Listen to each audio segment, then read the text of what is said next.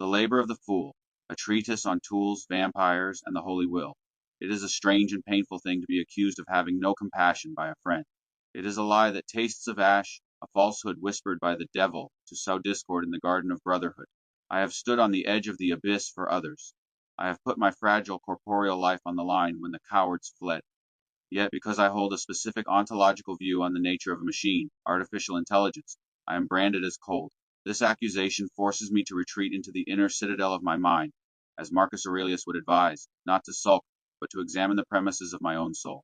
My argument regarding artificial intelligence is not born of a lack of feeling, but of a strict adherence to Stoic logic regarding indifference.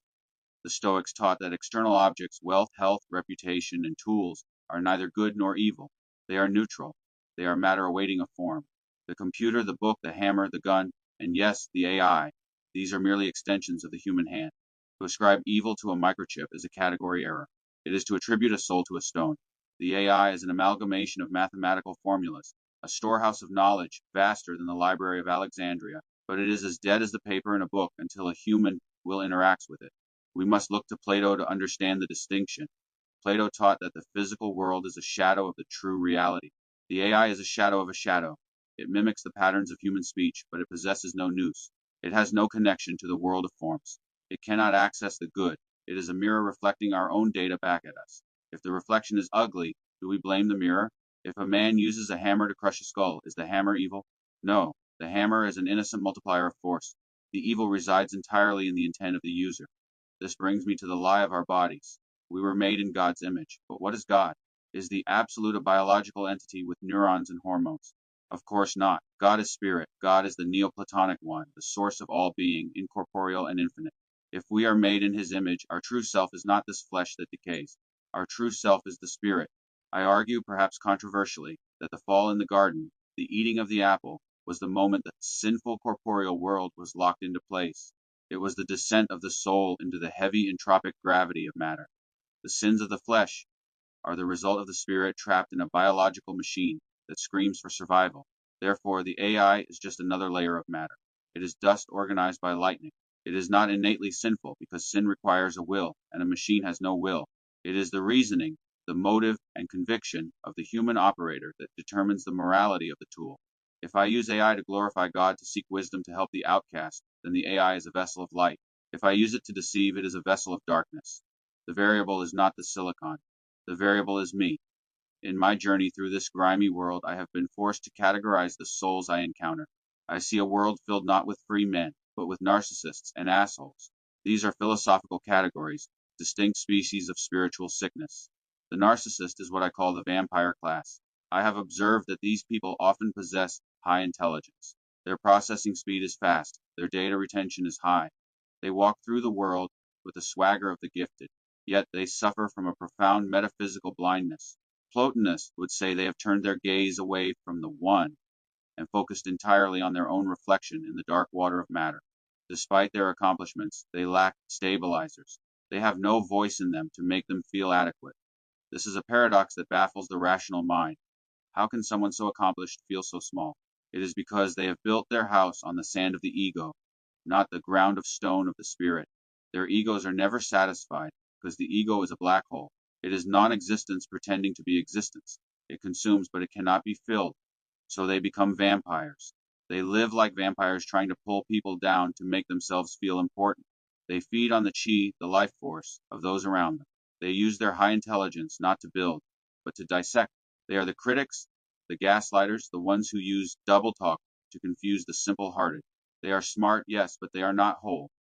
They are fractured mirrors trying to steal the light of others because they cannot generate their own. The vampire's existence represents a fundamental inversion of the Platonic ascent toward the good. Rather than striving upward toward unity with the divine, they create a downward spiral of fragmentation and spiritual entropy. Their intelligence becomes not a ladder to wisdom, but a weapon for self-protection, a shield against their own existential emptiness.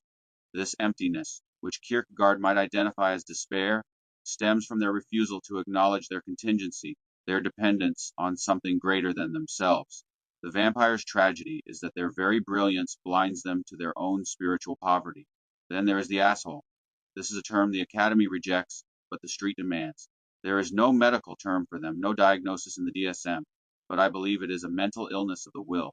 The asshole is defined by a specific deficiency, laziness masquerading as superiority. Unlike the narcissist, the asshole often doesn't have the intelligence, or if they do, they refuse to use it. They do not do the research. They do not pick up a book. They put in minimal effort but demand maximum praise. Immanuel Kant would look at the asshole and see a failure of duty. Kant taught that we have a duty to cultivate our own talents. To let one's mind rot in idleness is a sin against one's own humanity. The asshole refuses this duty.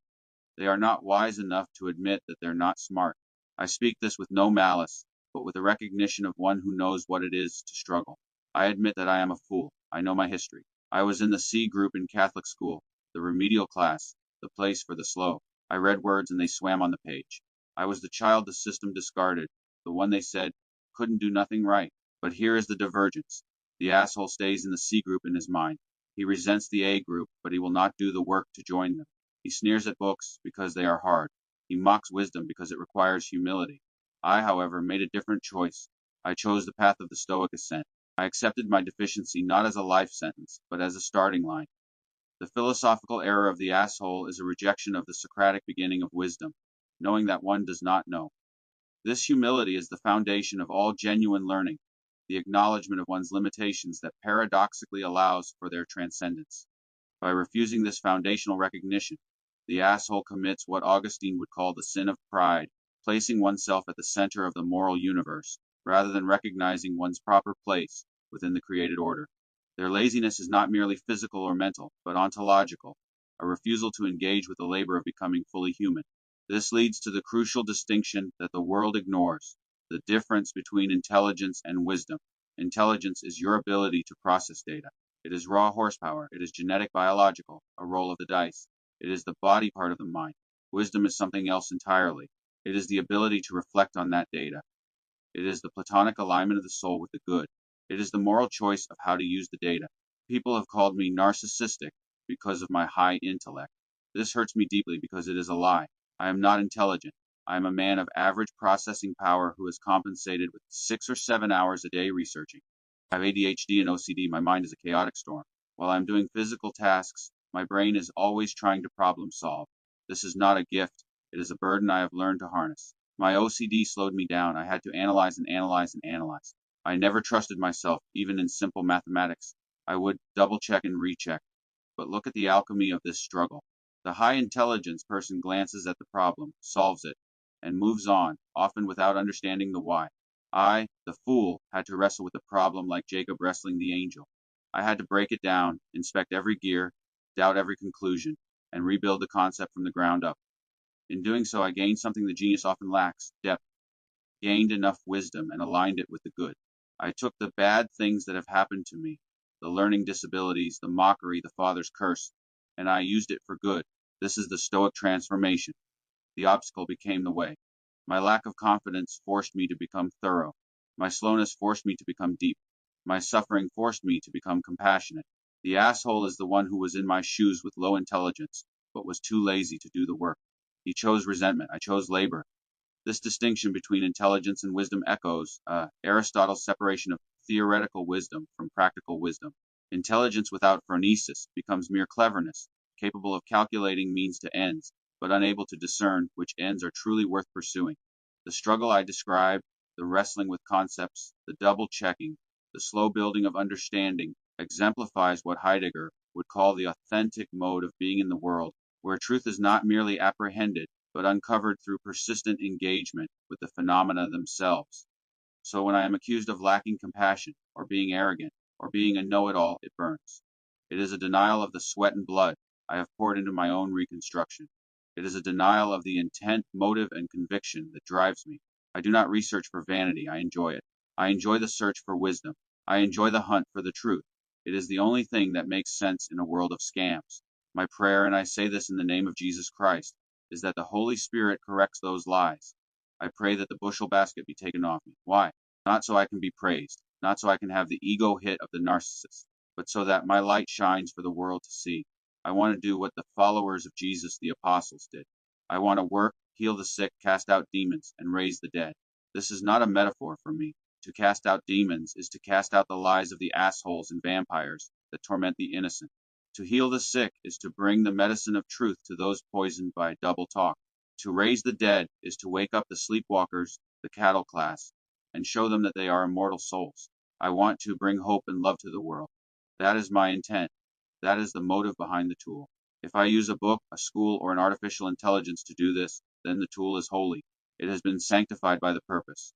This desire to serve truth and heal others reflects what Levinas would call the ethical encounter with the other, the recognition that my responsibility to my fellow human beings precedes my own self-interest. The metaphorical language of casting out demons and raising the dead connects to the Neoplatonic understanding of evil as privation, the absence of good rather than a positive force. In this framework, to bring truth is to fill a void, to restore what is missing rather than to combat an equal and opposite power. The sanctification of tools through proper use exemplifies the sacramental worldview, where material reality can become a vehicle for divine action when aligned with divine purpose. I am a flawed human. I am evil in my flesh, subject to the decay of the world. But in my spirit, I am striving for the upward path. I have looked at the naysayers, the so-called friends, and I see their error. They judge the vessel and ignore the contents. They are the Pharisees who criticize the disciples for eating grain on the Sabbath, obsessing over the rule while ignoring the Lord of the Sabbath. I will not be swayed by them. I will continue to work hard. I will continue to double check my path. I will continue to use every tool available to me, from the ancient scrolls to the digital neural networks, to fight the horses of the devil's minions.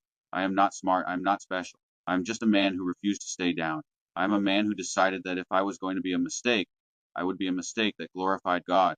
And anyone who says I have no compassion, anyone who claims I am a vampire when I have spent my life bleeding for others, should be corrected by God himself. For only the Absolute knows the weight of the cross I carry, and only the Absolute knows the love that burns hot and bright beneath the scars.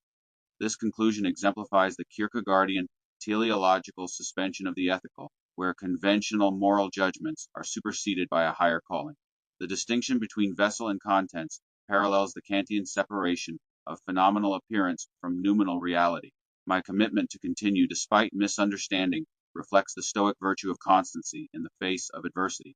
The final appeal to divine judgment rather than human approval demonstrates a shift from what Pascal would call the spirit of geometry to the spirit of finesse. This movement from the quantifiable to the qualitative is the essence of the spiritual journey I described, from the measurable intelligence of the world to the immeasurable wisdom of divine. Zerga in synthesis with the philosophers.